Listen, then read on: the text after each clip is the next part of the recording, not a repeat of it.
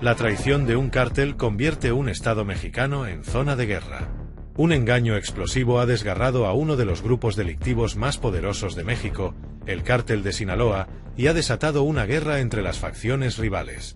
La guerra estalla en el interior de una de las mafias criminales más poderosas del mundo, el Cártel de Sinaloa, en la que se enfrentan dos facciones rivales en una sangrienta lucha por controlar un narcoimperio multimillonario. Los últimos años habían sido relativamente calmados en el estado de Sinaloa, en el noroeste de México, donde el dominio de una organización criminal única y cohesionada mantenía las guerras territoriales al mínimo y las tasas oficiales de homicidios se mantenían más bajas que en muchas grandes ciudades de Estados Unidos. Luego, a finales de julio, se produjo una traición impensable. Ismael El Mayo Zambada García, padrino del cártel, fue engañado por el hijo de su antiguo aliado, secuestrado, obligado a tomar un vuelo a Estados Unidos y detenido por agentes estadounidenses, según funcionarios de ese país.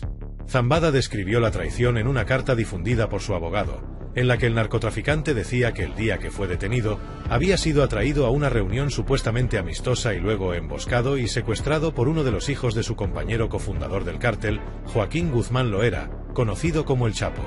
No era la primera vez que las familias de los capós se traicionaban entre sí. Las tensiones han estado latentes entre las dos partes desde que El Chapo fue capturado y juzgado en un tribunal federal de Estados Unidos, donde uno de los hijos del Mayo ofreció un testimonio condenatorio contra el capo de la droga en 2019 que ayudó a ponerlo en prisión de por vida.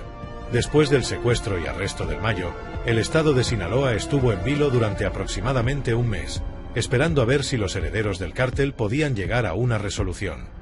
A principios de septiembre llegó una respuesta.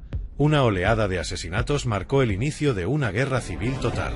Todavía no estamos al fin de un largo periodo de violencia que nos está abrumando mucho, dijo en una entrevista el gobernador de Sinaloa, Rubén Rocha Moya, y añadió, no está rebasado para nada el gobierno, sino al contrario, estamos cada vez teniendo mejores posicionamientos en el enfrentamiento de la violencia.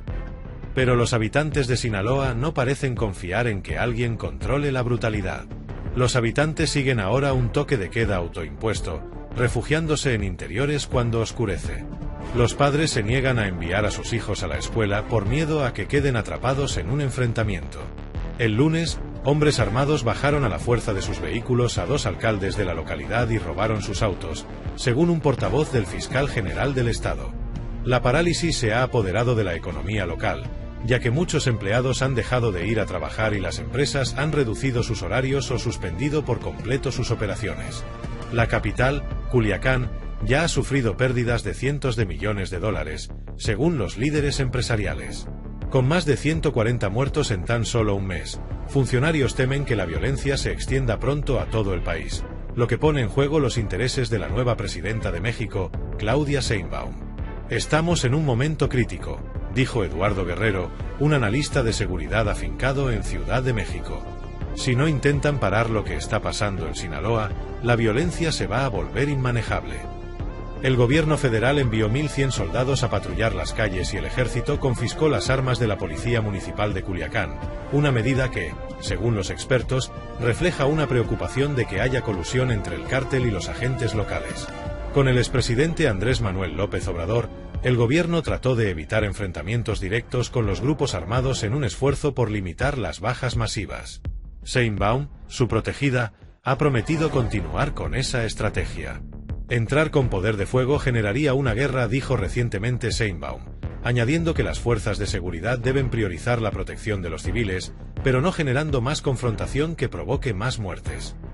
El general Francisco Jesús Leana Ojeda, que hasta hace poco era el comandante de las Fuerzas Armadas en la zona de Sinaloa, dijo a los periodistas que la seguridad del Estado no depende de nosotros, depende de los grupos antagónicos que dejen de hacer confrontación entre ellos. Fue retirado de su cargo este mes, según informaron los medios locales. El gobernador Rocha Moya se distanció de los comentarios que desataron indignación. Obviamente el gobierno no puede sentarse a esperar a ver cuándo se les ocurre dejar de pelearse, dijo. Antes de terminar su mandato, López Obrador culpó a EU de la violencia, pues dijo que solo había iniciado por una decisión que no fue correcta y que se fraguó en el extranjero, sugiriendo que el gobierno de EU orquestó el plan para detener al Mayo. No hubo ninguna operación policial de EU. realizada en México relacionada con la detención de Ismael Zambada García, dijo el Departamento de Estado en un comunicado. Un viernes reciente, la policía de Sinaloa encontró una camioneta blanca pintada con aerosol con la leyenda Bienvenidos a Culiacán frente a una taquería de la capital. En su interior había los cadáveres de al menos 5 hombres que debieron ser asesinados días antes, según un agente de policía, a juzgar por el olor a descomposición humana que impregnaba el aire. Cuando se le preguntó si la violencia estaba disminuyendo, el agente exhaló bruscamente. «No, hombre», dijo, «esto apenas va empezando». En Elota, a 1 hora al sur de Culiacán, Rosario Salazar, de 70 años, se dispuso a resguardarse en cuanto las caravanas de hombres armados empezaron a atravesar el pueblo. Al oír el ruido de las camionetas pesadas, ella y su marido corrían al interior de su pequeña casa de bloques de concreto, apagaban las luces y se encerraban, a veces durante días.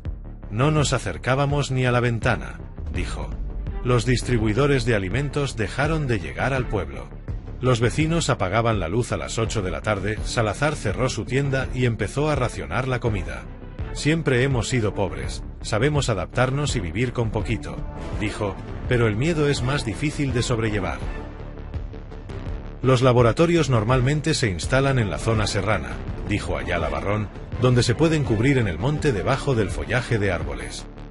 El municipio era el hogar de 2 hermanos acusados por la Administración de Control de Drogas de ser los principales traficantes de fentanilo para el cártel, hasta agosto, cuando uno de los hombres, Martín García Corrales, fue encontrado muerto a la orilla de la carretera y su hermano desapareció.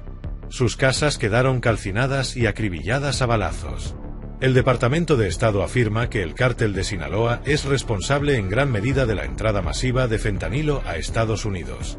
Otros estallidos de violencia han sacudido Sinaloa antes, pero los residentes dicen que la ola actual es más intensa que cualquier otra que hayan vivido. En 2019, las fuerzas de seguridad mexicanas detuvieron brevemente a Ovidio Guzmán López, uno de los hijos del Chapo, en Culiacán y luego se vieron obligadas a liberarlo después de que hombres armados del cártel sitiaron la ciudad. Cuando Guzmán López fue capturado otra vez el año pasado, sus secuaces volvieron a sembrar el caos en las calles, lo que obligó a cerrar el aeropuerto y los edificios gubernamentales. Pero esos episodios terminaron en pocos días. En el sur de Sinaloa, muchos habitantes siguen atrapados en sus casas un mes después del inicio del conflicto.